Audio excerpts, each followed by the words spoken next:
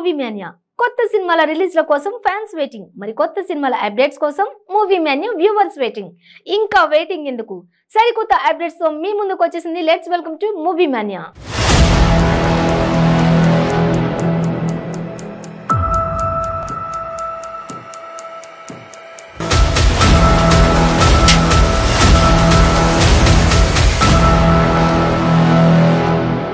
Nani Srikanth Odela combination లో తెరకెక్కిన Dasara cinema మరో 6 రోజుల్లో రిలీజ్ అవుతుంది.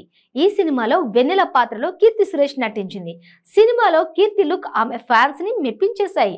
అయితే సినిమా డిస్కషన్ లో ఉన్నప్పుడు కీర్తి సురేష్ వద్దని అన్నాడట డైరెక్టర్ శ్రీకాంత్ ఓదెల.